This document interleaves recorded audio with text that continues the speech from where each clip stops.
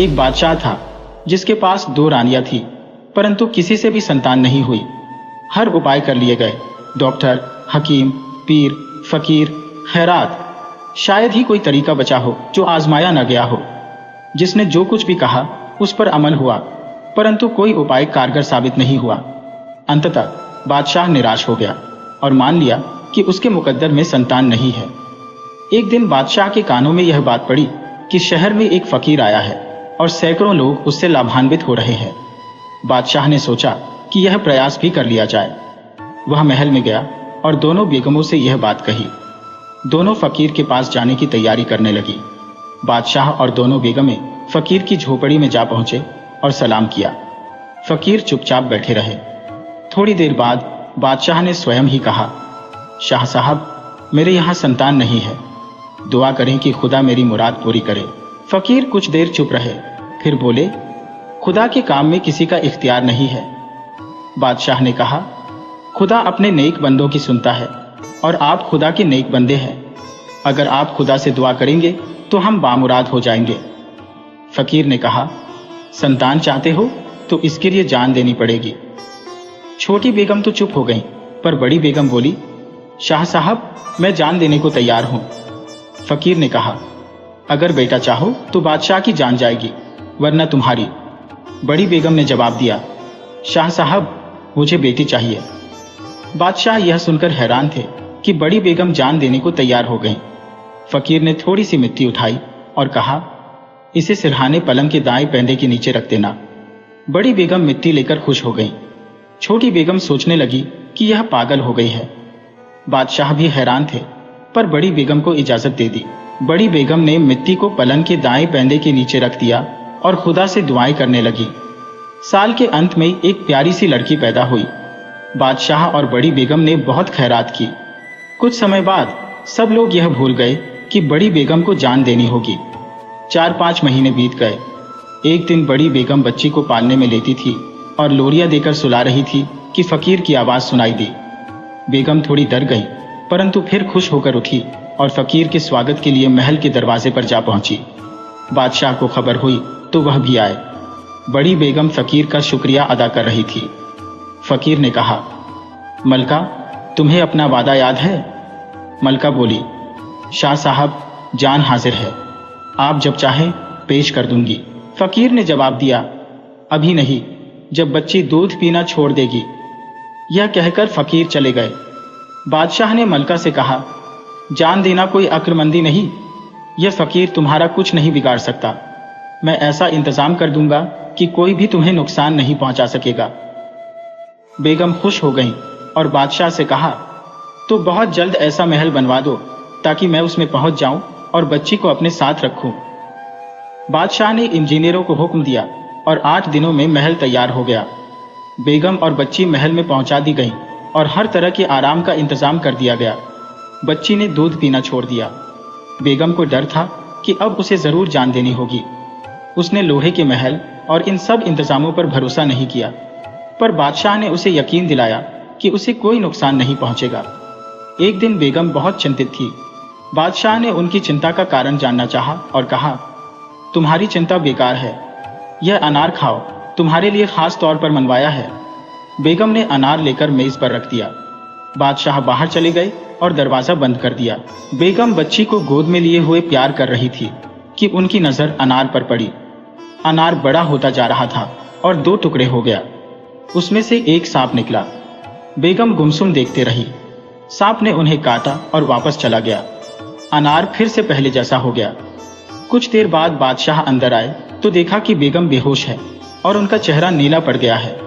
Doctor और हकीम को बुलवाया गया, पर कोई उपाय सफल नहीं हुआ और बेगम दूसरी दुनिया में चली गई।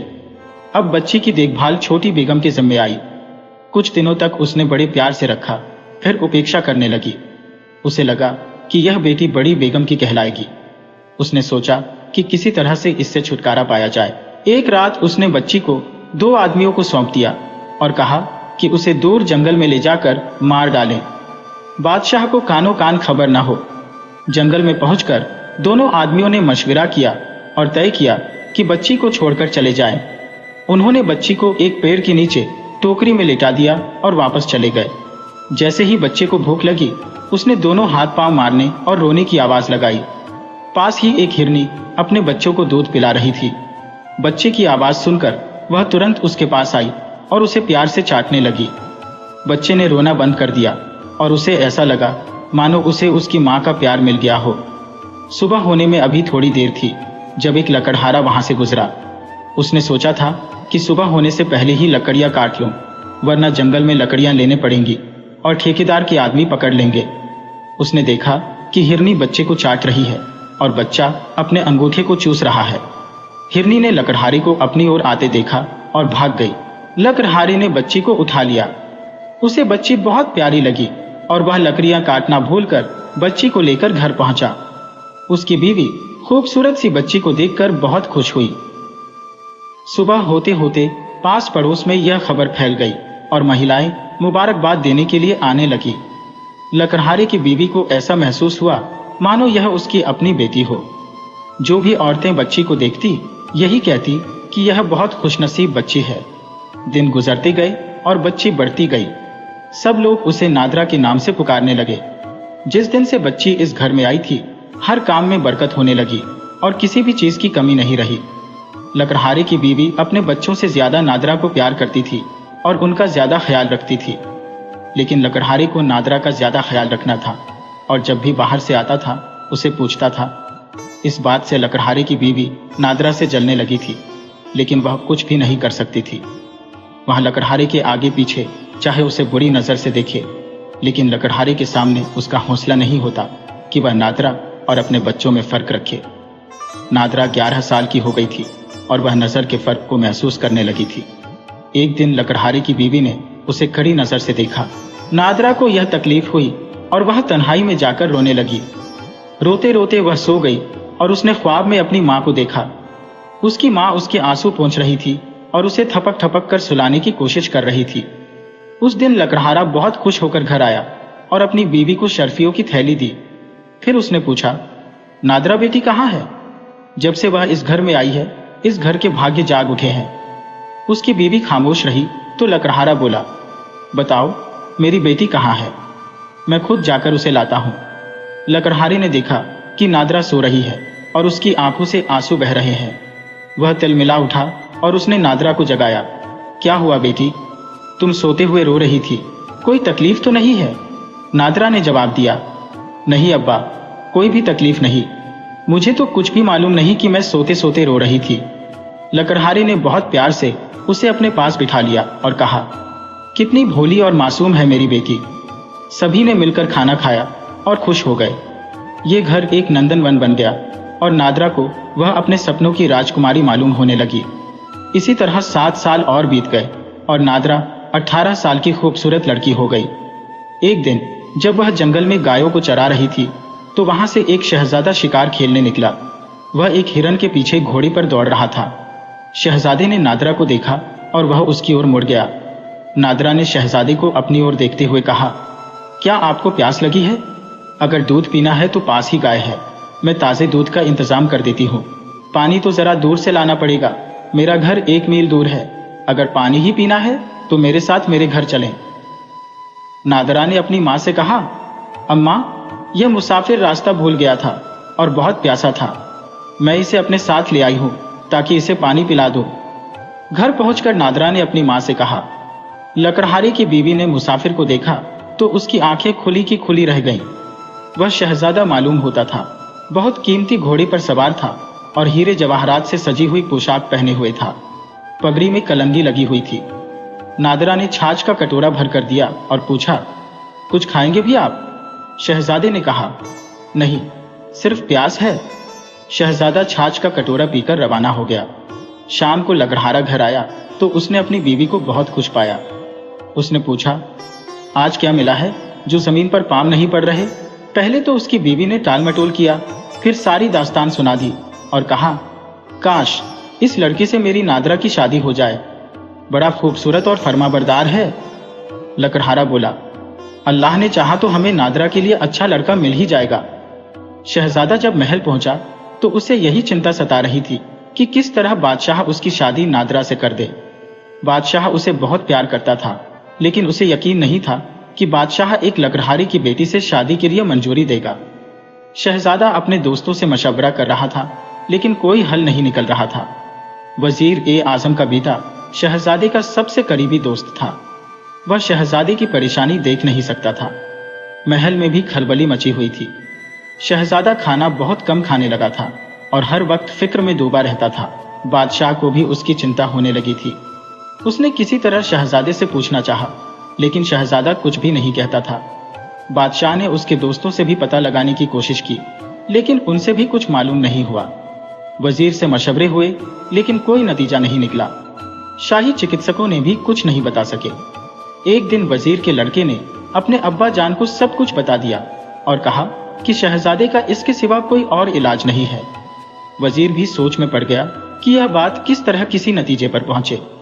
उसने भी कोई और रास्ता नहीं देखा। उसने अपने बेटे से कहा, मुझे इस लकड़हारे के गांव में ले चलो, मैं इसे देखूंगा। मुझे लगता है कि वह लकड़हारे की बेटी नहीं हो सकती, वरना शहजादा इतना ज्यादा असर नहीं लेता। यकीनन कोई ना कोई बात जरूर होगी। आखिरकार वजीर और उसके बेटे ने तय किया कि वे भेष बदलकर लकड़हारे के गांव जाएंगे और सच्चाई जानने की कोशिश करेंगे कि वह लड़की लकड़हारे की है या किसी और की। वजीर को यकीन था कि लड़की को देखकर वह इस नतीजे पर जरूर पहुंच जाएगा कि वह लड़की लकड़हारे की है या नहीं। अगर वह लड़की लकड़हारे की हुई तो उसमें लकड़हारे या उसकी बीवी की कुछ बातें जरूर झलकेंगी। दूसरे दिन बाप बेटा देहाती भेष में लकड़हारे के गांव पहुंचे। जब वे वहां पहुंचे तो शाम रात में तब्दील हो रही थी। वजीर ने एक देहाती से पूछा कि इस गांव में चौपाल कहाँ है। उस देहाती ने बताया कि यहाँ चौपाल नहीं है, क्योंकि यह बहुत छोटा गांव है। यहाँ एक लकड़हारा रहता है जो पहले जंगल से लकड़ियां काट कर लाता था और अपने परिवार का पेट भरता था, लेकिन अब वह छोटे जंगलों का ठेका लेता है और जो मुसाफिर आता है उसे अपने यहाँ ठहराता है। उसका घर चौपाल का काम भी करता है।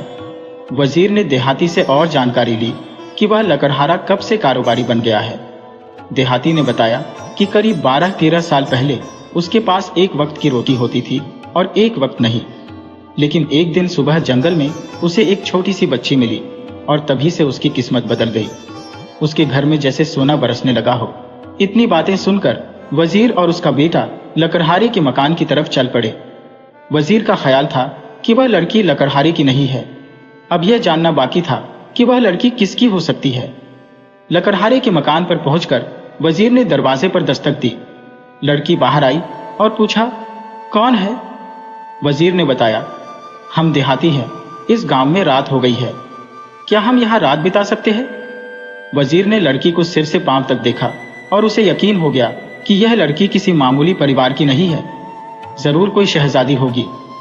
लड़की ने जाकर लकड़हारे को बताया कि 2 मुसाफिर आए हैं और रात भर यहाँ रहेंगे। लकड़हारा दरवाजे पर आया और उन दोनों देहातियों को अपने घर के उस कमरे में ले गया जहाँ मुसाफिर रात बिता सकते थे। उसने उन्हें वहां बिठाया और अंदर जाकर उनके लिए भरपूर खाना लेकर आया। खाने के बाद बहुत सी बातें हुई। वजीर को कई बातें पता चली, लेकिन वह यह नहीं जान सका कि लड़की जंगल में कैसे आई और उसे कौन छोड़ गया। सुबह होते ही वजीर और उसका बेटा जाने लगे, लेकिन लकड़हारे ने उन्हें नाश्ता करने के बाद ही रुखसत किया। वजीर सोच में डूबा रहा, लेकिन वह ज्यादा कुछ मालूम नहीं कर सका। जब तक सब बातें ठीक से मालूम ना हो जाए, तब तक वह बादशाह से इस मामले में कोई बात नहीं करना चाहता था। बादशाह शायद ही माने, वरना उनकी रियासत की प्रतिष्ठा पर असर पड़ेगा। शहजादा, वजीर, मलका और शहजादे के सारे दोस्त इसी सोच में डूबे हुए थे। एक दिन खबर आई कि रियासत में एक पहुंचा हुआ फकीर आया है। बादशाह ने भी यह खबर सुनी और मलका ने भी। मलका ने बादशाह से कहा कि फकीर से शहजादे का इलाज पूछा जाए। बादशाह ने वजीर ए आजम से मशवरा किया और वजीर को फकीर के पास भेजा। वजीर ए आजम फकीर के पास पहुंचे और चुपचाप बैठ गए। जब बहुत देर हो गई और थोड़े से लोग बचे तो वजीर ने कहा, शाह साहब, मुझे आपसे कुछ पूछना है। फकीर ने कहा, कहो, जो कहना है। वजीर ने निहायत अकीदत से कहा, जब ये लोग चले जाएंगे तब मैं कुछ पूछूंगा। फकीर ने जवाब दिया, ठीक है, तब तक बैठो जब तक सब लोग चले न जाएं। जब सब लोग चले गए और सिर्फ 1-2 आदमी बचे तो वजीर ने कहा, शाह साहब, शहजादे का कोई इलाज कीजिए, उसकी वजह से महल में भी परेशानी है और दरबार में भी। फकीर चुप रहा। जैसे वह शहजादे की परेशानी का जवाब अपनी रूहानी ताकत से मालूम कर रहा हो। करीब आधे घंटे के बाद वह बोला, शहजादे का इलाज हो जाएगा, लेकिन उसे लकड़हारे की लड़की से शादी करनी होगी जो यहाँ से दूर जंगल में रहती है। अगर उसने शादी नहीं की तो उसकी जान को खतरा है। वजीर ए आजम बोला, शाह साहब, ये कैसे हो सकता है कि शहजादा लकड़हारे की लड़की से शादी करे? फकीर ने कहा, हम और कोई बात नहीं बताएंगे, सब बातें वक्त पर मालूम हो जाएंगी। वजीर चुप हो गया और थोड़ी देर बाद आदाब करके चला गया। वजीर दरबार में पहुंचा और बादशाह को सारी बातें बताईं। यह बातें महल में पहुंच गईं और हर तरफ यह जिक्र होने लगा कि शहजादे को हर खतरे से बचाया जाए।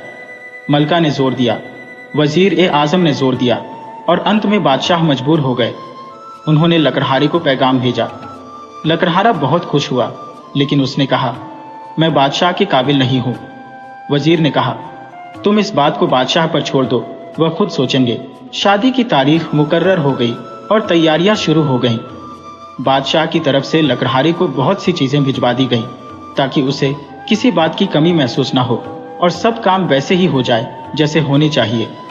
जंगल कटवा दिया गया और दूर दूर तक सब्जाजात फैला दिए गए। बहुत ही खूबसूरत कोठियां और छोटे बड़े महल बनवा दिए गए। चंद दिनों में वह इलाका भी एक राजधानी की तरह शानदार हो गया। आखिरकार मुकर्रर रात को शादी हो गई और नादिरा, जो पहले लकड़हारे की बेटी थी और झोपड़ी में रहती थी, अब महल में पहुंच गई। लकड़हारे की एक छोटी सी रियासत हो गई। बादशाह ने वह इलाका अपने असर से उसे दे दिया। नादिरा और शहजादा बहुत खुश हो गए। साल भर के बाद शहजादे का बेटा हुआ और खूब खुशियां मनाई गईं। हर जगह जश्न हुए, बादशाह की रियासत में भी और लकड़हारे की रियासत में भी। जब जश्न मनाए जा रहे थे, उसी वक्त फकीर महल के दरवाजे पर पहुंचा। महल के अंदर सूचना भेजी गई कि फकीर दरवाजे पर खड़ा है। मलका ने बहुत कुछ खैरात के तौर पर भेज दिया, लेकिन फकीर ने लौंडी को वापस भेज दिया और कहा कि मलका और बादशाह से कहो कि मैं इस खैरात का भूखा नहीं हूं। लौंडी ने जाकर मलका को यह बात बताई। मलका बादशाह के पास पहुंची और कहा, एक ऐसा फकीर महल के दरवाजे पर आया है। मेरा ख्याल है कि यह वही होगा जिसने शहजादे की शादी लकड़हारे की लड़की से करने के लिए कहा था। बादशाह को भी यह ख्याल आया और दरबार से वजीर को बुलवाया। सब के सब महल के दरवाजे पर पहुंचे।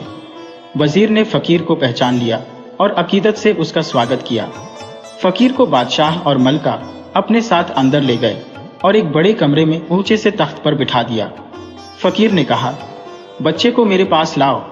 मलका खुद गई और बच्चा लाकर फकीर की गोद में डाल दिया। फकीर ने दुआ की और बादशाह से मुखातिब होकर बोला, यह लड़की लकड़हारे की बेटी नहीं है, यह एक बादशाह की शहजादी है। फकीर ने बताया, इसकी 2 बीवियां थी, लेकिन उनकी कोई औलाद नहीं थी। मैंने दुआ की और यह शर्त लगाई कि लड़की चाहोगे तो मलका की जान देनी होगी और अगर लड़का चाहोगे तो बादशाह की जान देनी होगी।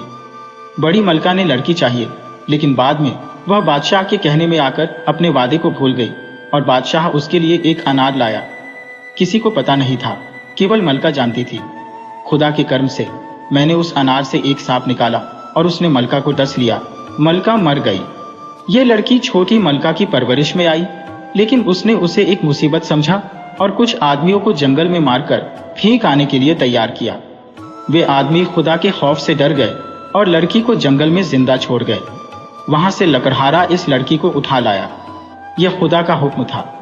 बादशाह, तुम्हें यह बच्चा मुबारक हो और यह होनहार शहजादी जो तुम्हारी बहू बनी है मुबारक हो। फकीर ने बच्चे को प्यार से चूमा और महल से चला गया। जश्न की रौनक दोबारा शुरू हो गई। बादशाह और रियाया दिल से खुशियां मनाने लगे।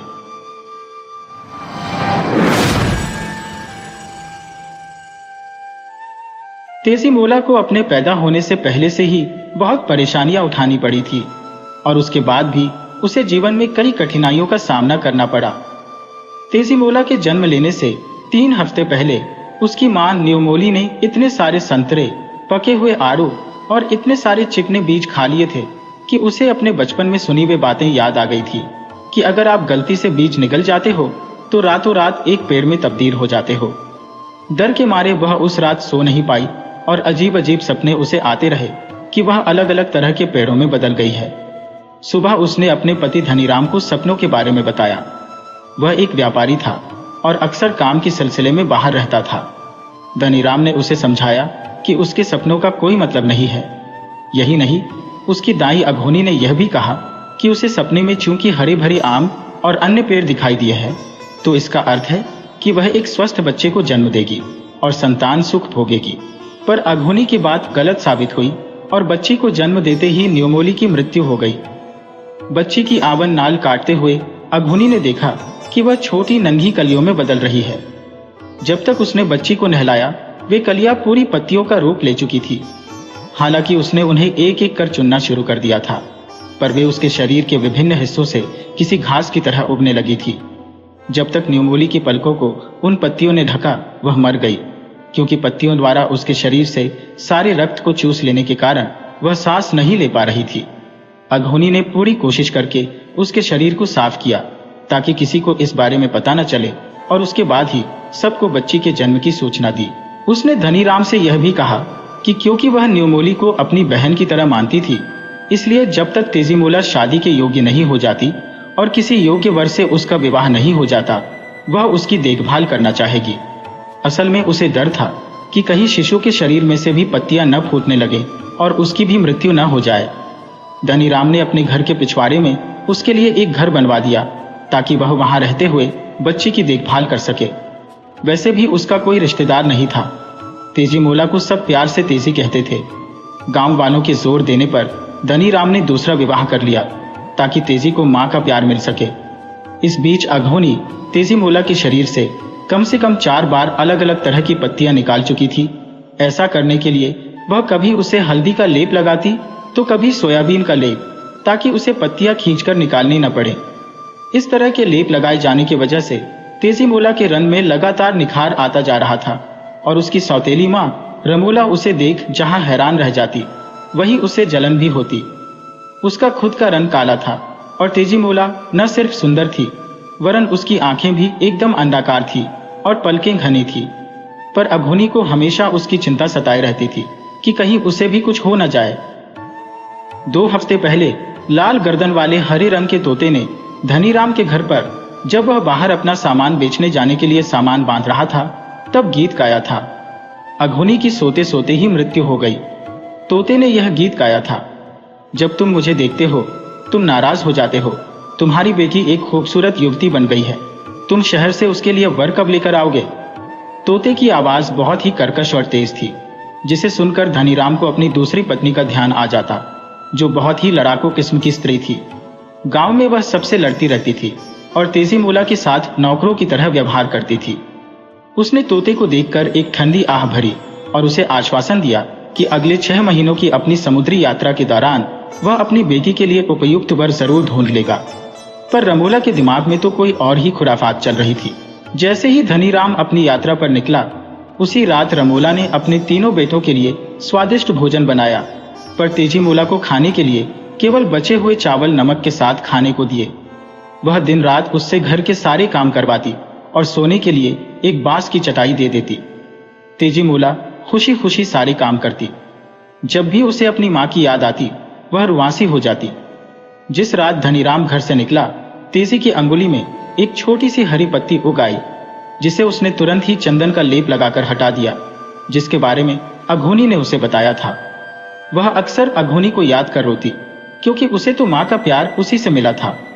उसकी सबसे खास सहेली का विवाह तय हो गया था, और जब उसने अपनी सौतेली मां से जाने की अनुमति मांगी, तो तेजीमोला यह देखकर हैरान रह गई कि न सिर्फ उसने उसे जाने की अनुमति दे दी, वरन अपनी मां के सूती कपड़े मांगने पर उसने उसे अपने महंगे रेशमी कपड़े भी पहनने को दिए।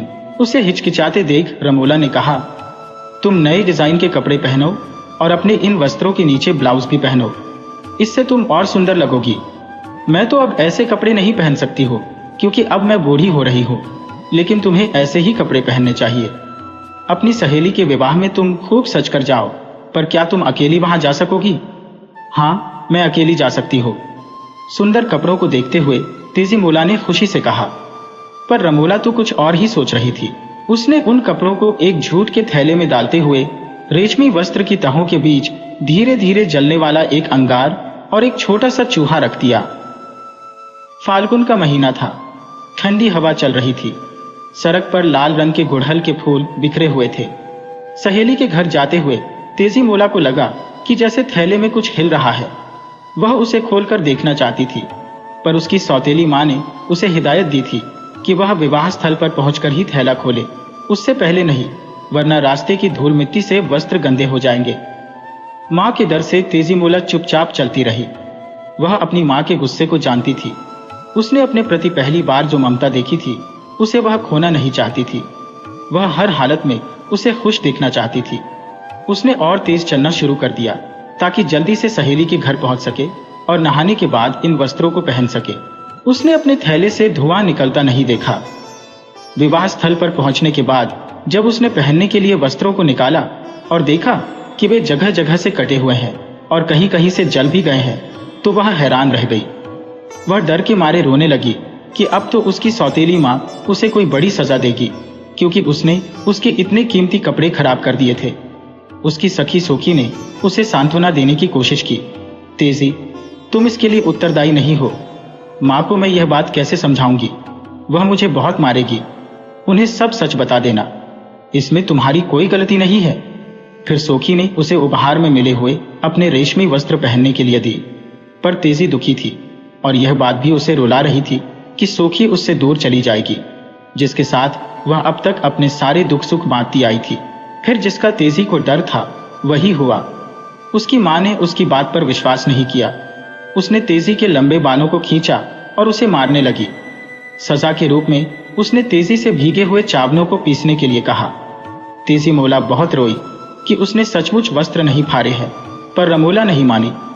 वह तो कब से तेजी को मारना चाहती थी और अब इस सुनहरे अवसर को वह गंवाना नहीं चाहती थी, खासकर जब उसके पिता भी घर पर नहीं थे।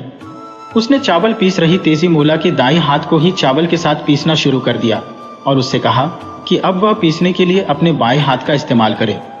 तेजी मोला रोते रोते बोली, माँ, तुमने मेरे दोनों हाथों को आहत कर दिया है, मुझे जाने दो। रमोला ने उससे कहा कि वह अपने सिर से चावल पीसे और फिर लकड़ी के डंडे से उसका सिर ही तोड़ दिया। रमोला ने उसके शव को पिछवाड़े में दबा दिया। जैसे ही रमोला वहां से हटी, तेजी मोला का मांस धीरे धीरे फूटकर कद्दू की एक बेल में बदल गया। उसकी वाहिकाओं ने मिट्टी से रक्त चूस लिया और उससे पौधे का पोषण होने लगा। पत्तियों, टहनियों और जड़ों ने तेजी मोला की आत्मा को सुरक्षित रखा।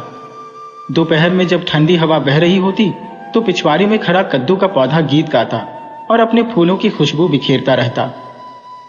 जब पड़ोसियों ने तेजी मोला के बारे में पूछा तो रमोला ने कहा कि वह अपनी सहेली के घर गई है, कुछ महीनों बाद वापस आ जाएगी।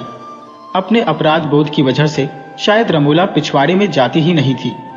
एक दिन एक दुबली पतली स्त्री उससे भीख मांगने आई और कद्दू की मांग की। रमोला उसकी बात सुन हैरान रह गई। वह उस पर चिल्लाई, तुम बेवकूफ हो क्या? मैंने तो हफ्तों से कद्दू नहीं पकाया है, यहाँ तक कि रोहू मछली के साथ खाने के लिए भी नहीं। मैंने अपने बेटे को आज ही बाजार भेजा है कि वह कहीं से अच्छा कद्दू ले आए, पर तुमने कहाँ से मेरे घर में कद्दू देख लिया? मैं झूठ नहीं बोल रही हूँ, आप इस घर की मालकिन हैं और अगर आप मुझे कद्दू नहीं देना चाहती हैं तो कोई बात नहीं। उसने बहुत सम्मान से रमोला के सामने अपनी बात रखी। स्त्री जाने को मुड़ी।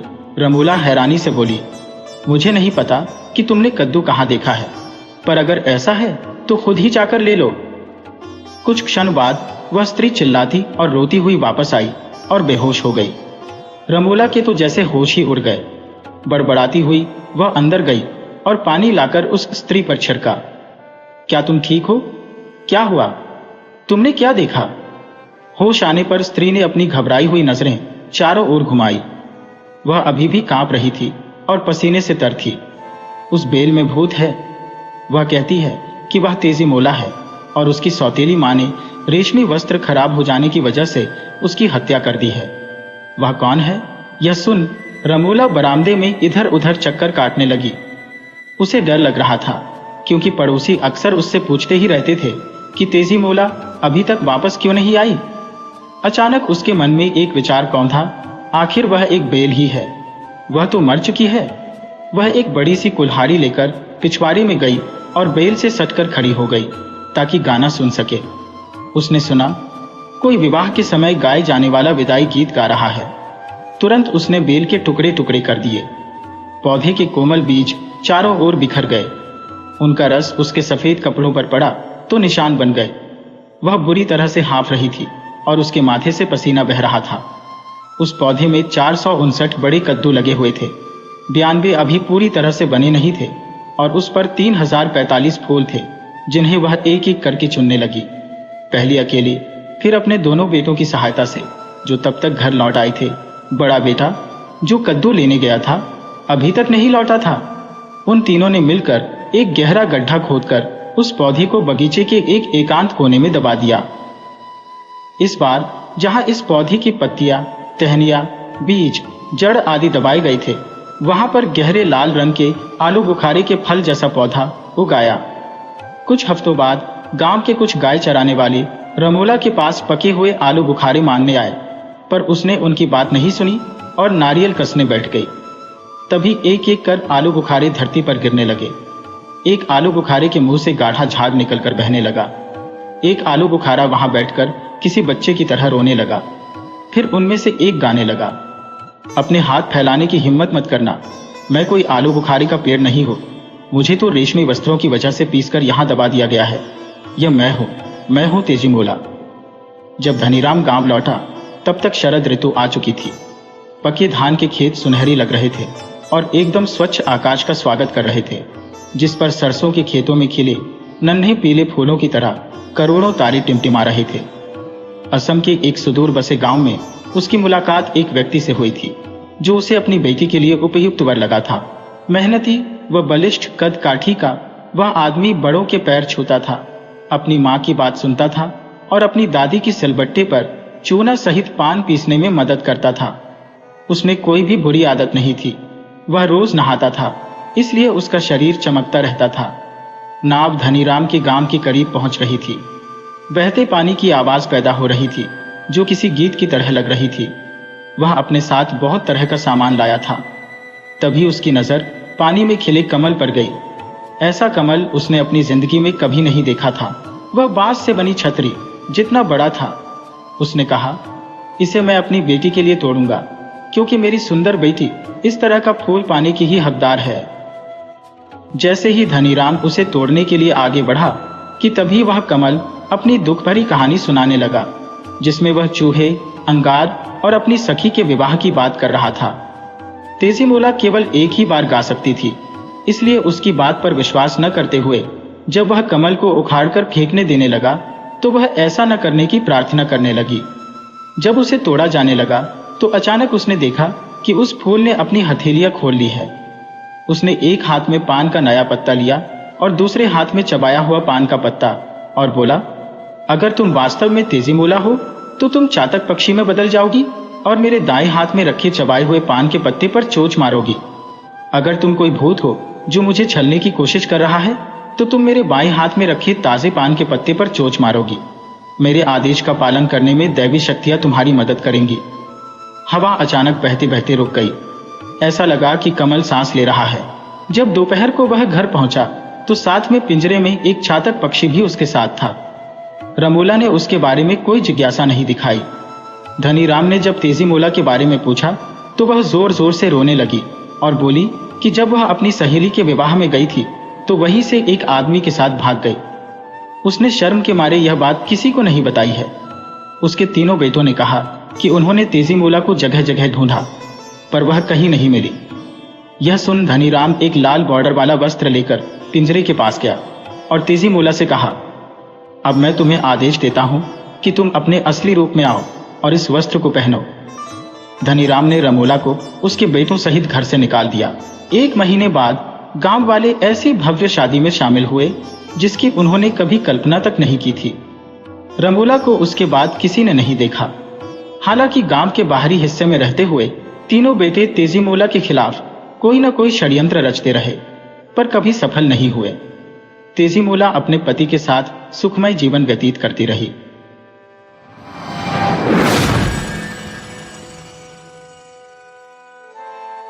अर्गनी पर टंगी वायल साड़ी को झाड़कर पहनने के बाद जानकी दीवार पर लटके आईने के सामने जा खड़ी हुई। उसने अपने संवरे हुए बालों को हाथों से तनिक ठीक किया। माथे पर लगी कुमकुम की बिंदी पसीने से कुछ फैल गई थी। उंगली पर धोती का किनारा लपेटकर उसने बिंदी को चारों तरफ से ठीक किया। बिंदी का आकार कुछ छोटा हो गया। उसे मन ही मन इस बात का संतोष था कि छोटे आकार की बिंदी भी उसके माथे पर अच्छी लग रही है। इसके बाद उसने चूड़ियों के डिब्बे में मोड़ कर रखा 2 रुपए का नोट निकाला और उसे धोती के पल्ले में बांध लिया। पीछे मुड़ते ही उसे अपना 1.5 साल का लड़का रवि दिखाई दिया। अपने अति नाजुक पैरों को घसीटते हुए किसी तरह वह उसके पास पहुंच गया और उसने उछलकर अपने दोनों हाथ उसकी ओर फैला दिए। उसने बच्चे को खिड़की के पास बैठा दिया और उसे धोकर अर्गनी पर सुखाई गई कमीज पहनाई। उसके बालों को हाथों से सुलझाया और थोड़ा सा तेल लगाकर उन पर कंघी फेरी। मुख पर पाउडर लगाया। गालों को चूमकर उस पर काला टीका लगाकर नजर उतारी। बच्चे को गोद में उठाकर जब उसने घर में पड़े पुराने टाइम पीस की तरफ देखा तब 2 बज रहे थे। सरस्वती अम्माल ने उससे पूछा, इस कड़कती धूप में बच्चे को लेकर सिनेमा जा रही है? प्रश्न सुनकर कहीं उसे गुस्सा न आ जाए, इस डर से वह मुस्कुराने लगी। हाँ, जा रही हूं, इससे क्या? तो खुशी से जा। मैंने सोचा धूप है इसलिए कह रही थी। तो व्यर्थ ही गुस्सा हो रही है कि मैं सास की जगह खड़ी होकर तुझे डांट रही हूं। आप सास की पदवी संभाले रहिए, कौन मना करता है। पहले अपने लड़के को पति की तरह रहना तो सिखा दीजिए। जानकी के मुख से हमेशा इसी तरह के कटु शब्द निकलते थे। सरस्वती अम्माल यह सोचकर चुप रह जाती थी कि उसका इस तरह बोलना उचित ही तो है। मैं क्या करूं? मैं अपने को कोस सकती हूं, अपने दुर्भाग्य पर रो सकती है, कहकर सरस्वती अम्माल सिर पीटने लगी। सरस्वती अम्माल ने एक बार पूछा था, उसमें क्या कमी है? तूने उसके साथ जीवन बिताते हुए एक पुत्र को भी पा लिया है, अब तू उसकी उपेक्षा क्यों करती है? इसके बाद उसकी क्या दुर्दशा हुई, इसे वही जानती है। हे ईश्वर, शब्द क्या थे, विष बुझे बाण थे। वह आपका पुत्र है, इसलिए आपका दुखी होना उचित है। आपने उसका विवाह करके एक लड़की की जिंदगी को बिगाड़ने का पाप अपने सिर पर ले लिया है। इसके लिए आप जी भर कर रोइए। आ बेटा, हम चलते हैं, कहकर जानकी ने बच्चे को उठाया और चल पड़ी। सरस्वती अम्मल ने कुछ कहना चाहा, कुछ भी हो, पति से एक बार, परंतु वह कुछ कह न सकी। शायद जानकी को भी इस बात का ध्यान आ गया था। वह मन ही मन बड़बड़ाई, बड़ा आया महापुरुष कहीं का, और चुपचाप गली की ओर बढ़ गई। सरस्वती अम्माल द्वार पर खड़ी हुई उसे जाते हुए देख रही थी। मई की कड़कती धूप में आग की समान धधकती हुई तारकोल की सड़क पर बच्चे को गोद में लिए हुए वह नंगे पांव जा रही है। क्या उसमें सिनेमा देखने की इच्छा इतनी बलवती है? कभी कभी उस पर इस तरह का पागलपन सवार हो जाता था। उसकी दशा किसी अंगहीन, अभावग्रस्त या बीमार व्यक्ति के समान हो जाया करती थी। अपने मनोभावों को किसी न किसी रूप में व्यक्त करके ही वह शांत होती थी। जानकी के जीवन में एक बहुत बड़ा अभाव था। वह अभाव क्या था? जानकी की दृष्टि से ओझल होने तक सरस्वती अम्माल द्वार पर खड़ी रही। एक दीर्घ निश्वास लेकर जैसे ही वह कमरे में प्रविष्ट हुई, उसकी दृष्टि दीवार पर टंगी जानकी और अपने पुत्र शिवसामी की विवाह के समय ली गई तस्वीर पर पड़ी। शिवसामी उसका अपना लड़का था, परंतु विवाह के समय ली गई उसकी उस तस्वीर को देख वह विशेष प्रसन्न नहीं हुई।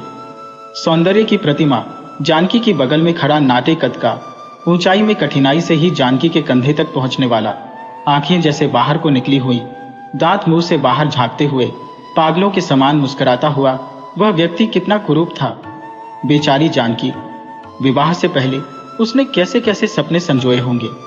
भीतर ही भीतर बनकर नष्ट हुए कितने मनोराज्यों के खंडहरों का भार ढोती हुई वह उसकी बगल में खड़ी हुई होगी।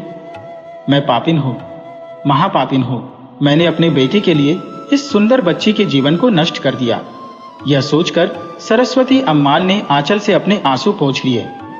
शिवसामी की पत्नी को देखकर नगर के सभी लोग चकित थे। नगर के छोटे छोटे बच्चे भी शिवसामी को मात्र उसका नाम लेकर नहीं पुकारते थे। वह उसे मूर्ख शिवसामी, पागल शिवसामी, काना शिवसामी, जापानी शिवसामी आदि नामों से पुकारते थे। इसे सुनकर सरस्वती अम्माल का मात्र हृदय पीड़ा से छटपटा उठता था। इतने कुरूप शिवसामी का अत्यंत सुंदर किंतु निर्धन कन्या जानकी से विवाह कराकर सरस्वती अम्माल पहले तो बहुत खुश हुई कि उसने नगर के सभी लोगों से बदला ले लिया है, परंतु बहुत शीघ्र ही वह जान गई कि उससे भयंकर भूल हो गई है। अब वह अपने अपराध के विषय में निरंतर सोचती हुई आंसू बहाने लगी। शिवसामी क्रूप और मूर्ख ही नहीं अपितु अत्यंत क्रोधी और उद्दंड स्वभाव का है। अपने अनुभव के बल पर इस बात को अच्छी तरह जान लेने के बाद जानकी को अपना जीवन नरकवत लगने लगा। उसने कई बार आत्महत्या करने का विचार भी किया। ऐसे अवसरों पर सरस्वती अम्माल के प्रेम और सहानुभूतिपूर्ण शब्दों ने ही उसे जीवित रहने की प्रेरणा दी थी। उसके गर्भ से उत्पन्न रवि ने भी उसे निरंतर जीवित रहने की प्रेरणा दी। पुत्र के जन्म के बाद जानकी के स्वभाव में अहंकार और जिद्दीपन का समावेश हो गया। उसे लगता था कि उसने अपने सोने जीवन के अंधकार को दूर करने के लिए स्वयं ही एक दीपक को खोज लिया है।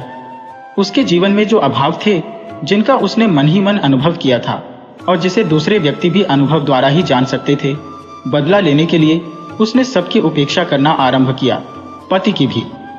उसने इसकी ओर कभी ध्यान नहीं दिया था, अतः इसके उपेक्षापूर्ण व्यवहार का परिचय उसे कहाँ मिल सकता था। वह तो सोचता था कि कभी कभी पत्नी पर अधिकार जमाना ही पुरुष का लक्षण है। ऐसे अवसरों पर जानकी बिना थके हुए उस पर कटु शब्दों की वर्षा करती थी। शिवसामी उसके अंतर्मन से निकलते हुए उन शब्दों को सुना अनसुना कर देता था। उसे बराबर यही लगता था कि वह उसका विरोध कर रही है, अतः वह क्रोध में आकर उसे पीटने लगता। और तब जानकी सरस्वती अम्माल को देखकर चिल्ला उठती थी, यही सब कुछ देखने के लिए ही तो आपने अपने प्यारे बेटे का ब्याह रचाया था। देखिए, जी भरकर देखिए। सरस्वती अम्माल मन ही मन कह उठती थी, इसका कहना ठीक है, इसका कहना ठीक है। इनकी लड़ाई के खत्म हो जाने तक वह घर के किसी कोने में जा बैठती थी। घर में लड़ाई झगड़े की यह नौबत कभी कभार ही आती थी। प्रायः शिवसामी पागलों के समान बकता रहता था और घर के लोग उसकी ओर कोई ध्यान नहीं देते थे। शिवसामी के दफ्तर से लौटते ही उसके घर के बरामदे में ताश खेलने वालों की मंडली जम जाती थी। शिवसामी के सभी मित्र दूसरी गलियों में रहते थे। उनमें एक था रामभद्रन।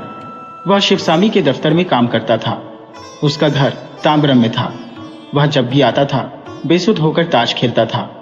आखिरी इलेक्ट्रिक ट्रेन के छूटने में केवल 10 मिनट बाकी है, इस तरह की सूचना पाकर ही वह उठता था और ताश के खेल की सभा समाप्त होती थी। 8 बजते ही जानकी बिना किसी की प्रतीक्षा किए खाना खाकर बच्चे को अपने से चिपटाकर सो जाती थी। सरस्वती अम्माल अपने बेटे की प्रतीक्षा में देहरी पर सर रखकर अर्ध निंद्रा में पड़ी रहती थी। शिवसामी 11:15 बज गए। माँ के इन शब्दों को सुनकर ही वह उठकर आता था।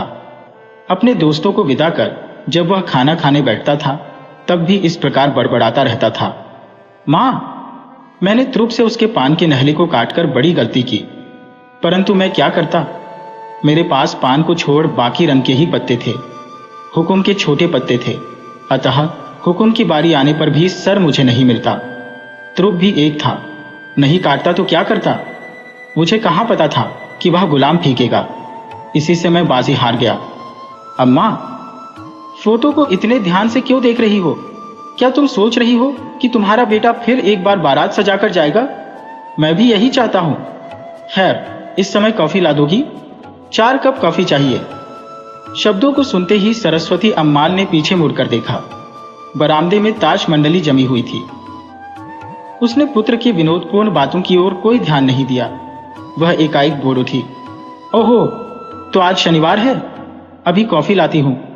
दूध वाला अभी तक नहीं आया, बस आता ही होगा। ऐसा कहकर मुंह बनाते हुए सरस्वती अम्माल रसोई घर की ओर चल पड़ी। जानकी कहाँ है? सिनेमा देखने गई है। किससे पूछकर गई है? किससे पूछकर जाती? मुझसे पूछकर गई है। देख रहा हूं कि उसकी उद्दंडता दिन पर दिन बढ़ती जा रही है। इतनी कड़कती धूप में उस लूले लड़के को लेकर गई है। आने दे उसे। शिवसामी गुर्राने लगा। क्यों भाई, इसमें गलती क्या है? घर में तो हवा भी नहीं है। इस घोर दोपहरी में घर में पड़े सड़ने से अच्छा यही है कि तू बाहर घूमा। ये कहकर मैंने ही उसे बाहर भेजा है। अच्छा, वह कहीं जाकर मरे, मुझे क्या? कहकर शिवसामी ताज की गड्डी और 2 चटाइयां लेकर बरामदे की ओर चला गया।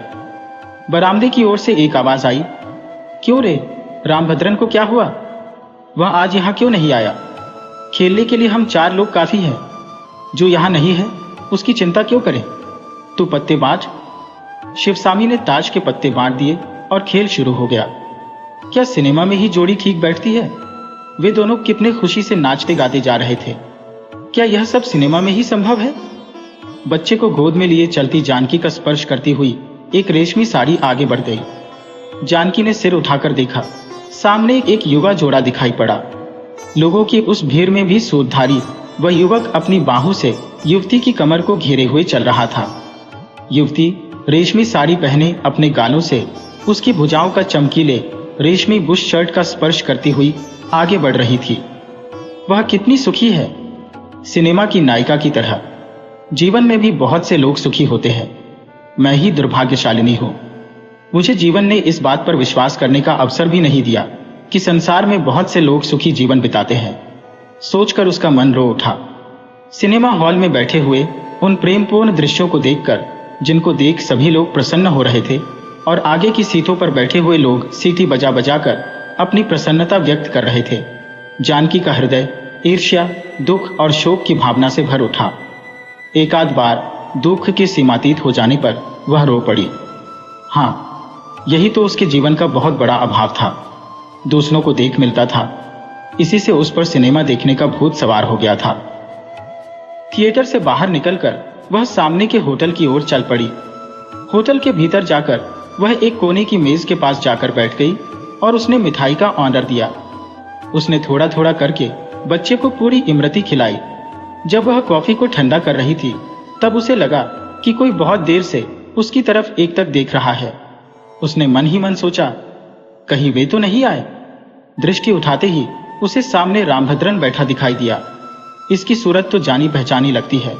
यह सोच उसने उसे गौर से देखा। कुछ देर बाद उसे याद आया कि वह उसके पति के साथ ताश खेलने के लिए आने वालों में से है। रामभद्रन उसे देख मुस्कुराया। जानकी भी मुस्कुरा दी। उसने आज पहली बार रामभद्रन को गौर से देखा था। वह कितना सुंदर है, सभ्य है। जानकी के सौंदर्य और बुद्धिमानी की प्रशंसा रामभद्रन बहुत दिनों से करता आ रहा था। हाथ धोने के लिए उठते ही वह उसकी मेज के पास आ गया और अत्यंत परिचित व्यक्ति के समान पूछने लगा, क्या सिनेमा देखने जा रही हो? नहीं, देखकर लौट रही हो। क्यों भाई, सिनेमा देखा? इस तरह बच्चे को संबोधित करते हुए उसने बच्चे को मेज पर खड़ा किया। बच्चे के दोनों पैर मुड़ गए। यह खड़ा क्यों नहीं होता? पता नहीं क्यों, 1.5 साल का हो गया है, अब भी खड़ा नहीं हो पाता है। उसे दवाई, टॉनिक आदि बराबर दे रहे हैं। शरीर में शायद किसी चीज की कमी है। इसके पिता तो इसे लोला कहकर ही पुकारते हैं। आप घबराइए नहीं, 6 महीने में ही यह चलने लगेगा। इसका शरीर कमजोर है। वह मूर्ख इसे लोला कहता है। भैया, अब यदि तेरे पिता तुझे लोला कहें तो तू कहना कि मैं तेरी तरह लोला नहीं हूं। क्यों, ठीक है ना? बच्चे को इस तरह समझाकर रामभद्रन जानकी की ओर देखकर हंसने लगा। जानकी के हृदय में कोई बात चुभ सी गई, परंतु हंसकर उसे टाल दिया। बैरे ने बिल लाकर मेज पर रख दिया। जानकी ने उसे उठाने के लिए हाथ बढ़ाया। तभी मैं पैसे दिए देता हूं, कहकर रामभद्रन ने भी बिल की ओर हाथ बढ़ा दिया। अचानक ही दोनों के हाथ एक दूसरे से टकरा गए। बड़ी तेजी से दोनों ने अपने हाथों को पीछे कर लिया। इस बीच मेज पर पड़ा बिल उड़कर नीचे गिर पड़ा। रामभद्रन ने उसे उठा लिया। क्षण भर के लिए जानकी का मुख लज्जा से लाल हो गया। इतनी जल्दी वे दोनों एक दूसरे के इतने निकट कैसे आ गए? इस बात पर चकित होते हुए और उसकी ओर देख मुस्कुराते हुए उसने बच्चे को गोदी में उठा लिया। होटल से बाहर आने तक उसके मुख की लालिमा मिटी नहीं। पीछे से रामभद्रन की आवाज सुनाई दी, आप चिंता क्यों करती हैं? आप प्रतिदिन समुद्र के किनारे जाकर कमर तक गहरे रेत के गड्ढे में बच्चे को सिर्फ 1 घंटे के लिए खड़ा करके देखिए। 1 महीने में ही वह चलने लगेगा। ऐसी बात है? हाँ, आप चाहें तो ऐसा करके देखिए। क्या आप इस समय घर जा रही हैं? अभी जाकर। क्यों बेटा, समुद्र के किनारे चलेगा? बच्चे को पुचकारते हुए रामभद्रन ने जानकी की ओर देखा। पहले उसने सोचा कि उसे मना कर दो, लेकिन उसकी बातों में, उसकी आवाज में, उसकी मुस्कान में एक आकर्षण था, सुख देने की शक्ति थी। बेटा आओ, समुद्र तट पर चलें, कहकर वह उसके साथ चल दी। 6 बज चुके थे। अभी धूप कम नहीं हुई थी। एक नौका की छाह में कमर तक गहरे रेत के गड्ढे में रवि को खड़ा करके जानकी और रामभद्रन एक दूसरे के सामने मौन बैठे हुए थे। जानकी को रह रहकर रोना आ रहा था, पर पुरुष के सामने वह रो भी नहीं सकती थी। रामभद्रन भी कुछ सोचता हुआ शून्य दृष्टि से आकाश की ओर देख रहा था। वह बीच बीच में लंबी सांसें छोड़ रहा था तथा माथा खुजला रहा था। अरे हाँ, आज तो शनिवार है, आपकी दफ्तर से सीधे घर जाने की इच्छा नहीं हुई? जानकी ने पूछा। 2 दिन से परेशान हूं, न तो घर गया और न ही दफ्तर। हाय, ऐसा क्यों? क्या पत्नी घर में नहीं है? कहकर जानकी हंस पड़ी। कहीं जाकर मर जाती तो चैन से रहता। वह दुष्य जीवित रहकर मेरी जान खा रही है। उसे गाली क्यों दे रही है? उसे एक दिन हमारे घर लेकर आइए ना। हे ईश्वर, तू मेरी परीक्षा क्यों ले रहा है? कहकर उसने अपना सिर पीट लिया। क्या हम आपकी पत्नी के दर्शन नहीं कर सकते? क्या आपको डर है कि हम उसे आपकी ताश की बाजियों के बारे में बता देंगे? आप मत घबराइए, हम उसे कुछ भी नहीं बताएंगे, कहकर जानकी हंस पड़ी। यदि आप उसे अवश्य देखना चाहती हैं तो एक काम कीजिए, अपने पति शिवसामी को साड़ी पहनाकर देख लीजिए। साक्षात मेरी श्रीमती जी का रूप दिखाई देगा। हाय रे मेरे दुर्भाग्य, हाय रे मेरे दुर्भाग्य। जानकी एक क्षण जड़वत खड़ी रही। आपने उससे शादी क्यों की? यह सब नियति का खेल है। उसके पिता ने ही मुझे पढ़ाया लिखाया था। उसके पास अपार संपत्ति थी। यह लड़की उसकी एकमात्र उत्तराधिकारिणी थी। कोई बात नहीं, आपको किसी तरह का संतोष तो है? वह और भी कुछ कहना चाहती थी, परंतु दांतों से जीभ दबाकर चुप हो गई। कहिए, जो कुछ कहना चाहती है कहिए, मैं बुरा नहीं मानूंगा। नहीं, कुछ नहीं, आप अवश्य ही अपनी बात छिपा रही है। आप जो चाहे कह सकती है। आप शायद कहना चाहती है कि हम दोनों की स्थिति बिल्कुल एक सी है। जब मैं पहली बार आपके घर आया था तब आपको देखते ही मेरा मन रो उठा था। मुझे लगा कि आपकी स्थिति मेरे समान ही है। यही तो शायद आप भी कहना चाहती थी। हाँ, नहीं, मेरी स्थिति तो आपसे भी बदतर है। आप पुरुष हैं और मैं स्त्री। आपने तो उपकार का बदला चुकाने के लिए भविष्य में मिलने वाले धन का ध्यान करके यह काम किया, परंतु मुझे क्या मिला? मैं इस तरह का कष्ट क्यों झेल रही हूं? जानकी की जबान लड़खड़ा रही थी। उसका एक शब्द स्पष्ट सुनाई पड़ता था तो दूसरा भावों के भार से दब जाता था। इसके बाद दोनों रेत पर रेखाएं खींचते हुए मौन बैठे रहे। दोनों मन ही मन अपने अपने जीवन चित्र में अपने पास खड़ी आकृति को मिटाकर उसके स्थान पर सामने बैठी आकृति को फिट करके देख रहे थे। जानकी ने पिक्चर में नायक नायिका की जो जोड़ी देखी थी उससे कहीं अधिक सुंदर और भव्य जोड़ी उसे दिखाई दी। रामभद्रन ने उससे पूछा, आपकी आयु क्या है? 24 साल। आपकी? 27 साल। कहकर रामभद्रन ने गहरी सांस ली। जानकी भीतर ही भीतर गहरी सांसें ले रही थी। दोनों बहुत देर तक मौन बैठे हुए रेत में लकीरें खींचते हुए जैसे मन में चल रही भावनाओं के संघर्ष को व्यक्त कर रहे थे। सहसा जानकी खिलखिलाकर हंस पड़ी। क्षण भर के लिए रामभद्रन भय से कांप उठा। हंसते हुए जानकी बोली, देखिए, हमारा जीवन कितने अनोखे ढंग से बदल गया है। आप जो ताश का खेल खेलते हैं, बिल्कुल उसी खेल की तरह। वह कैसे? यदि आपके पास वे सभी पत्ते हो जिनकी आपको जरूरत है और मेरे पास वे सभी पत्ते हो जिनकी मुझे जरूरत है, तो खेल कैसे चलेगा? जानकी, तुम कितने सुंदर ढंग से बातें कर रही हो। यदि वे ऐसा कहते तो? यह सोच जानकी मन ही मन प्रसन्न हुई। जानकी पुकारते हुए वह उसके पास आ गया। आंखों से आंसू बहाते हुए भर्राए स्वर में वह बोला, हम दोनों भी ताश के पत्ते हैं। खेलने वाले शिवसामी और लक्ष्मी है। परस्पर एक दूसरे से ताश के पत्तों को बदल लेना ही तो खेल है। जानकी, तू बुद्धिमती है। मेरे शब्दों का अर्थ समझ रही है ना? जानकी के नेत्र मुंह से गए थे। वह उस काल्पनिक सुख में मग्न हो अपने को लगभग भुला चुकी थी। तभी उसके बेटे रवि ने रामभद्रन का कोट पकड़कर तोतली वाणी में कहा, अप्पा। जानकी ने आंखें खोलकर बच्चे को, अपने आप को और चारों तरफ के वातावरण को ध्यान से देखा। वह तेरे अप्पा नहीं है बेटे, मामा जी हैं। अप्पा घर में तेरा इंतजार करते होंगे। आ, घर चलें। कहकर उसने रेत के गड्ढे में खड़े अपने बच्चे को उठाकर छाती से लगा लिया। आपकी बात मुझे बिल्कुल ठीक लग रही है।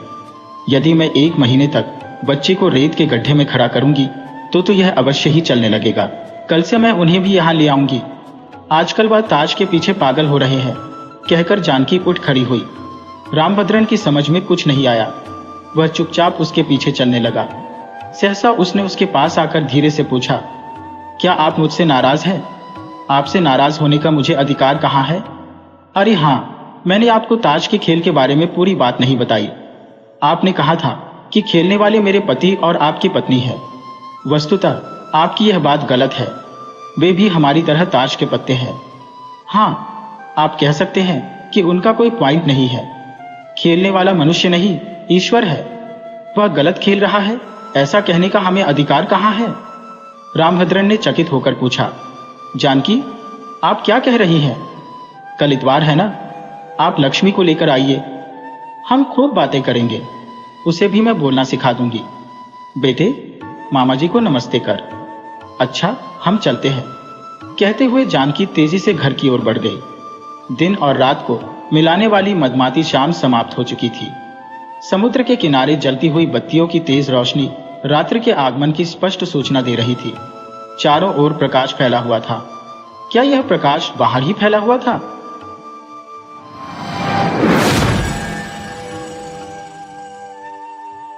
मैं लगभग दौड़ती भागती सड़क पार कर ऑफिस में दाखिल हुई और आधी खुले लिफ्ट के दरवाजे से अंदर घुसकर 5वें नंबर बटन को दबाया। लिफ्ट में और कोई नहीं था। नीचे की मंजिल से 5वीं मंजिल तक लिफ्ट में जाते समय मैं अकेले में खूब रोई। ऑफिस के बाथरूम और कभी कभी लिफ्ट के अकेलेपन में ही मैंने रोने की जगह को खोजा है। इसके अलावा रोने के लिए मुझे एकांत समय और जगह नहीं मिलता। 5वीं मंजिल पर पहुंचकर देखा तो ऑफिस के लोग काम में लगे हुए थे। मेरे ऊपर की अधिकारी कल्पना मैम ने मुझे खा जाने वाली निगाहों से देखा और कहने लगी, हमेशा की तरह लेट। सॉरी कल्पना मैम, बोलकर मैं अपनी जगह पर जाकर पर्स को रख तुरंत बाथरूम गई ताकि और थोड़ी देर रोकर चेहरे को पोंछ सकूं। सुबह उठते समय ही मीनू का शरीर गर्म था। मीनू ने अपनी 2 साल की उम्र में सिर्फ 2 ही जगह देखी है, एक घर, दूसरी बच्चों के डॉक्टर सीतारामन का क्लिनिक। क्लिनिक के हरे पेंट हुए दरवाजे को वह पहचानती है। उसके पास जाते ही मीनू जो रोना शुरू करती तो पूरे 1 घंटे तक डॉक्टर का इंतजार करते समय वह लगातार रोती रहती है। डॉक्टर जब उसे जांचते तो हाथों से उछलती और जोर जोर से रोती और वापस बाहर आने के बाद ही चुप होती। डॉक्टर ने बताया था कि बच्ची को थोड़ा सा प्राइमरी कॉम्प्लेक्स है, इसलिए महीने में 1-2 बार उसे खांसी, जुकाम या बुखार आ जाता है। आज भी मैं ऑटो पकड़कर डॉक्टर के पास जाकर कराई और सासू माँ को मीनू को देने वाली दवाओं के बारे में बताया। फिर जल्दी से बाथरूम में घुसकर 2 मग पानी डाल, साड़ी पहन, चेहरे पर क्रीम लगा और जल्दी जल्दी नाश्ता निपटाकर रवाना होते समय एक नजर बच्ची को देखा। तेज बुखार में बच्ची का चेहरा लाल था। मुझे साड़ी पहनते देख वह फिर से रोना शुरू कर दी। उसके हिसाब से मम्मी नाइटी पहने रहेगी तो घर में रहेगी, साड़ी पहनेगी तो बाहर जाएगी। मम्मी मत जाओ कहकर वह मेरे पैरों में लिपट गई। उसे किसी तरह मनाकर ऑफिस जाने के लिए बस पकड़ी। क्यों, बच्ची की तबीयत ठीक नहीं है क्या? ऐना बोली। लंच के समय में घर फोन कर बच्ची के बारे में पूछा तो बोला, अभी कुछ ठीक है। थोकी तसल्ली के साथ मैंने खाना शुरू किया। ऐना, रोजाना ऑफिस जाने के लिए साड़ी पहनते समय जब मत जाओ मम्मी कहकर मीनू रोती है तो उसकी वह आवाज मेरे कानों में हमेशा आती रहती है। दीपा, तुम्हारे पति तो अच्छी नौकरी में है, अब तुम चुपचाप घर में रहो, तुमको शांति नहीं है। बच्ची परेशान होती है। तुम्हारा पति इसके लिए राजी नहीं होगा क्या? ऐना की आवाज में सच और स्नेह का भाव था। वह आदमी नाटककार है ऐना। नौकरी छोड़ने की बात करना शुरू करो तो बस यही कहता है कि तुम्हारा फैसला है, तुम कुछ भी करो, मैं इसके बीच में नहीं आऊंगा। तुम्हें खुश रहना चाहिए बस।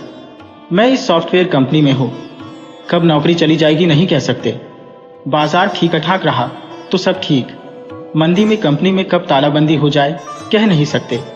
तुम्हारी सैलरी से थोड़ी राहत मिलती है।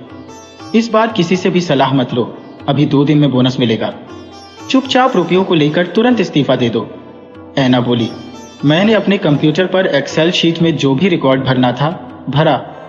सीधे व आड़े दोनों तरफ से टोटल सब सही है या नहीं मैंने मिलान किया। फिर रिपोर्ट पर लेटर तैयार किया। सेक्शन चीफ कल्पना को और एक कल्पना के उच्च अधिकारी को एक प्रति भेज दिया। इस बार मैं बिना रोए, बिना जल्दबाजी किए कार्यालय से बाहर आ गई। मुझे मेरा फैसला ठीक लगा। घर आकर देखा मीनू सो रही थी। सुबह जो पहना था वही कपड़े मीनू ने पहने थे। बच्ची की तबीयत ठीक नहीं तो क्या उसके कपड़े भी नहीं बदलने चाहिए? मन ही मन सासू मां पर गुस्सा होते हुए भी मैं उनसे बोली, बच्ची ने आपको परेशान तो नहीं किया अम्मा? वे बोली, पहले ही से तेरी बेटी बदमाशियों की पुतली है। तबीयत ठीक ना हो तो पूछो नहीं। मैं उनकी बातों पर ध्यान न देकर मीनू के पीठ को सहलाने लगी। जब मैं छोटी थी तब मेरी अम्मा मेरे और मेरे छोटे भाई के साथ कितनी देर रहती थी। हमारी अम्मा को साहित्य से बहुत प्रेम था। हम कहते, अम्मा बादल गरज रहे हैं, बिजली चमक रही है, डर लग रहा है। वे कहती कि वीर रस की करी कवि है, उनकी कविताएं बोलो। जबकि दूसरे बच्चों की माएं हनुमान जी को याद करने को कहती। मेरी माँ झांसी की रानी और मीरा की मिलीजुली अवतार थी। वे अंधविश्वासी भी नहीं थी। मेरा भाई रोता तो मेरी माँ सीता बन जाती और कहती कि चलो हम लवकुश बनकर राम से लड़ाई करें। चांदनी रात में छत पर हमारी मम्मी मीठा चावल बना अपने हाथों से हम दोनों बच्चों को बिना चम्मच के खिलाती, जिसमें केसर, इलायची और घी की वह खुशबू अभी तक ऐसा लगता है जैसे हाथों में आ रही हो। जब कभी भी कहीं कोई उत्सव होता तो हमारी मम्मी हम दोनों बच्चों को रिक्शा में साथ ले जाती।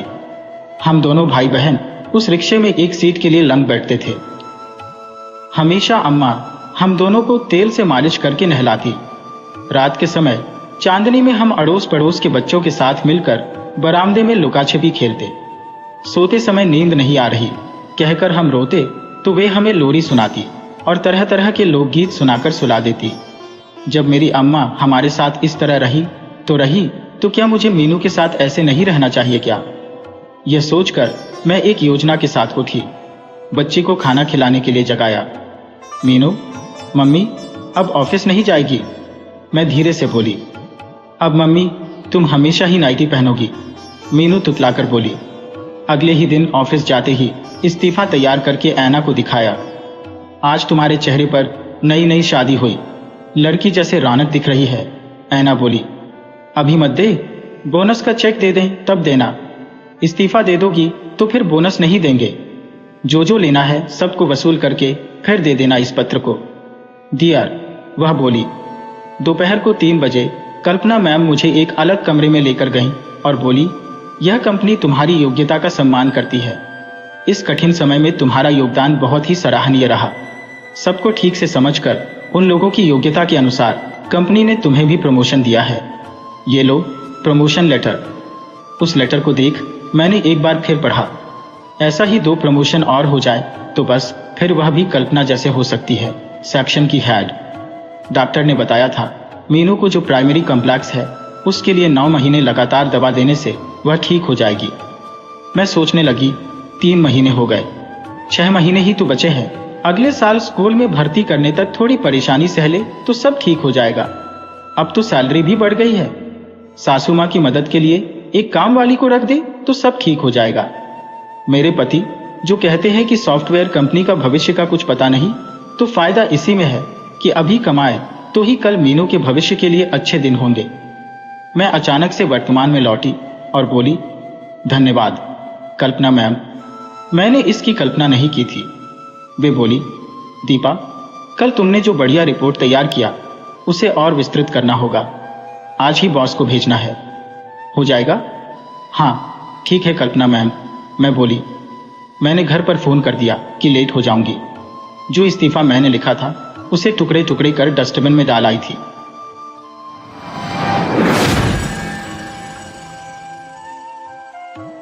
मैं प्राथमिक कक्षा में पढ़ता था, तब से मेरी मम्मी पापा ने अपने अलग अलग विचार मुझ पर थोपना शुरू कर दिए। उन दोनों में से किसी ने भी नहीं सोचा कि मैं क्या बनना चाहता हूँ। मुझे हमेशा कहानी व कविता पढ़ने में रुचि रही। मुझे हमेशा लगा मैं गलत हूँ। मुझे मम्मी की बात माननी चाहिए कि पापा की। कभी मुझे लगता पापा सही तो कभी लगता कि मम्मी सही। दोनों की बात एक साथ मान नहीं सकता ना। मैं क्या करूँ? मेरे मन की बात का क्या? उसे कैसे मानूं? अपने मन को महसूस कर मम्मी की बात मान लेता तो पापा नाराज होते। उन्हें खुश करना चाहूं तो मम्मी नाराज होती। मैं आपको बताना भूल गया, मेरी मम्मी की आवाज़ बहुत ही मधुर है। वह बहुत अच्छा गाती भी है, पर उन्हें गायन की शिक्षा नहीं मिल सकी। उनका जन्म गरीब परिवार में हुआ। वे 4 भाई बहन थे। उनके परिवार में सिर्फ उनके पापा ही एकमात्र कमाने वाले थे। तब उन्हें खाना पीना व पढ़ाई के ही लाले पड़े थे। वहां उनको गाने की तालीम कौन दिलाता? अब मम्मी चाहती है कि मैं तो ऑफिस में नौकरी करती हो वो मेरा एक ही बेटा है, इसे गायन की तालीम दिलाऊं। मुझे गाना अच्छा लगता है, किसे गाना अच्छा नहीं लगता? क्या मैं औरंगजेब हूँ जो गाने से नफरत करता हूँ? पर पढ़ाई में भी मेरी रुचि है। मैं शौक के लिए गाना तो चाहता हूँ, पर सारे दिन उसी के लिए व्यतीत करना मुझे मंजूर नहीं। रही पापा की बात, तो वह मुझे विज्ञान विषय पढ़ने पर जोर देते हैं ताकि डॉक्टर बनो। अभी से ही तुम्हारी रुचि विज्ञान पर होनी चाहिए। गाना वाना बंद करो, पापा कहते हैं। क्या कोई मेरी भी बात सुनेगा? स्कूल की टीचर मैम मुझे बहुत चाहती है। वे कहती है कि तुम्हें बोलने की बड़ी खूबी है, तुम भाषण व वाद विवाद प्रतियोगिता में भाग लो। मुझे खेलना कूदना अच्छा लगता है। हमारे टी आई सर भी कहते हैं तुम्हारा बॉडी स्ट्रक्चर भी खिलाड़ी जैसे है, तुम खेल कंपटीशन में भाग लो। हे ईश्वर, मैं क्या करूं? मुझे क्या पसंद है, मेरी क्या इच्छा है, यह तो कोई भी नहीं पूछता। सब मुझसे अपनी अपनी उम्मीदों को पूरा कराना चाहते हैं। मेरी मम्मी मुझे सुबह 4:30 बजे उठाकर रियाज करने को कहती है। पापा कहते हैं सुबह ब्रह्म मुहूर्त का समय पढ़ने का है बेटा, विज्ञान के फार्मूले याद करो। गणित के लिए सुबह का समय फ्रेश रहता है। मुझे जगाकर मेरे मम्मी पापा सो जाते हैं। मैं सोचता हूँ कि मैं क्या करूँ। मुझे लगता है कि सुबह सुबह ताज़ी हवा में दौड़ लगाऊं। कभी कभी तो पापा परमिशन दे देते हैं जब पापा अकेले होते हैं और मम्मी बाहर गई होती है। तब आपको मैं क्या बताऊं, मुझे बहुत सुकून मिलता है। मुझे ऐसा लगता है कि मुझे दुनिया भर की खुशी मिल गई। वह सारा दिन मैं तरोताज़ा रहता हूँ। सबसे बात करने की, हंसी मजाक करने की, पूरे दिन गुनगुनाने की इच्छा होती है। मेरी रियाज करने की भी इच्छा होती। मेरा मन पढ़ने में भी लगता है। टीचर की हर बात को मानने का मेरा मन करता है, पर मम्मी को यह बात कैसे समझा सकता हूँ? उन्हें यह बात समझ क्यों नहीं आती? वैसे एक बात मेरी समझ में नहीं आती, पापा बड़े हैं और बड़ी कंपनी में CIO होने के बावजूद भी वे मम्मी को समझाकर कोई फैसला क्यों नहीं ले पाते? मेरी मम्मी भी बड़ी कंपनी में काम करती है, वह भी अपने कार्यस्थल पर बड़े फैसले लेती है। रोज न्यूज़पेपर में उनके काम की तारीफ होती है, पर पता नहीं क्यों दोनों मिलकर मेरे लिए मेरी रुचि के अनुसार एक ही फैसला भी नहीं कर पाते। क्या उन्हें मेरी बात समझ नहीं आती? उन्हें मेरे लिए सोचना व फैसला लेना बहुत बड़ा कठिन काम लगता है। वे इस मामले में मेरी मदद भी तो ले सकते हैं, मुझसे मेरी इच्छा पूछ भी तो सकते हैं ना। मैं मंद बुद्धि नहीं हूं। मेरी होशियारी व अंक की सब तारीफ करते हैं। जाने क्या बात है, मेरे मम्मी पापा मुझे क्यों नहीं समझ पाते? मेरे मन के मुताबिक फैसला क्यों नहीं लेते? ऐसी बात नहीं कि मम्मी पापा मुझे नहीं चाहते। मेरे लिए खूब खिलौने एक से एक महंगे खरीद कर लाते हैं, पर वे भी मेरे रुचि के अनुरूप नहीं। जो उन्हें पसंद आता है वही लाते हैं। मुझे कोई बताए, क्या वे खिलौने से खेलेंगे? मुझे ही तो खेलना है, फिर क्या बात है? मेरी छोटी सी अक्ल में ये बात नहीं आती। वे कहते हैं तुझे नहीं पता है ये खिलौने कितने महंगे हैं। कितने भी महंगा हो क्या फर्क पड़ता है? मैं शाम को अपने बराबर के बच्चों के साथ खेल नहीं सकता। शाम को रानी आंटी के साथ खिलौने से बरामदे में ही खेलो, ये कोई बात है? रानी आंटी कहती है थक गए हो बच्चे, स्कूल से पढ़कर आए हो, खाना खाकर सो जाओ, फिर आपको पढ़ाने के लिए टीचर आएंगी। मैं तो थका ही नहीं। मुझे लगता है रानी आंटी थक जाती है, वह चाहती है कि मैं सोऊंगा तो वह भी सो जाएंगी। मुझे लगता है ठीक है, मैं सो जाता हूं ताकि आंटी को आराम मिले, पर यहां भी मेरी इच्छा पूरी नहीं हुई। सोकर उठूंगा तो टीचर आ जाती है पढ़ाने, वह भी वही पढ़ाती है जो उन्हें पढ़ाना हो। मैं मेरे हम उम्र बच्चों के साथ कब खेलूं? रानी आंटी कहती है अब शाम हो रही है, बाहर मच्छर हो जाते हैं, उसके काटते तुम बीमार हो जाओगे। मेरे सारे दोस्त खेलते हैं, वे बीमार नहीं होते, फिर मैं ही कैसे हो जाऊंगा? रानी आंटी का बेटा तो खेलता है, वह मुझे भी खेलने बुलाता है, पर आंटी नहीं खेलने देती। मैं रोज सोचता हूँ किसी दिन मम्मी पापा दोनों शाम को जल्दी आ जाए तो मेरी समस्या उनके सामने रखो, पर ऐसा कभी होता ही नहीं है। कभी हो भी जाए जैसे दोनों जल्दी आ गए तो मैं उनके पास जाऊं और बोलूं, उसके पहले ही दोनों मुझ पर अपनी अपनी बातें थोपने लगते हैं। उन्हें अक्सर पार्टियों में भी जाना होता है। पार्टियां तो देर रात तक चलती है, तब मुझे तो आंटी के बदले रामू काका के साथ रात गुजारनी पड़ती है। रामू काका मुझसे तो बात नहीं करते, पर पता नहीं मोबाइल में गंदी गंदी फोटोओं को देखते रहते हैं। मेरा मन अकेले नहीं लगता। मैं बोर होता हूं तो वे कहते हैं तू भी इसे देख ले। अरे इसमें तो अंकल आंटी गंदे गंदे काम कर रहे हैं। मैं मेरे पापा मम्मी से कह भी नहीं सकता, क्योंकि कहने पर रामू काका को वे आने नहीं देंगे तो रात को मैं कैसे अकेले रहूंगा। मेरे दोस्तों के घर तो सबके भाई बहन हैं, वे साथ साथ रहते हैं, पर मैं तो अकेला ही ठहरा। मेरे स्कूल के साथी कहते हैं, तू तो बड़ा लकी है रे, इकलौता मम्मी पापा का। दोनों बड़ी पोस्ट पर है, खूब कमाते हैं, तेरी तो मौज ही मौज है। ऐसा कहे वे मुझसे ईर्ष्या करते हैं। हे भगवान, उन्हें कैसे बताऊं मैं कितना अकेला बेसहारा, मम्मी पापा के होते हुए भी अनाथ जैसा घुटा घुटा अपनी बात कहने में असमर्थ हूँ। मैं तो कैदी जैसे जिंदगी जी रहा हूँ। कोई मुझसे प्यार नहीं करता। ऐसा जीना भी कोई जीना है। मेरी पाठ्य पुस्तक में एक कविता बचपन में लिखा है, मेरा बचपन कोई मुझे लौटा दे। क्या वे ऐसा बचपन चाहते थे या उनका बचपन कुछ और ही रहा होगा? मैंने तो ये सारी बातें इस डायरी में लिख दी। अब ये डायरी रद्दी में बिकने जाए या कोई पढ़े और शायद मेरी समस्या का समाधान निकाल सके। इसी उम्मीद में मैं इकलौता अमीर बेसहारा अनाथ पुत्र अपनी बात यही समाप्त करता हूँ।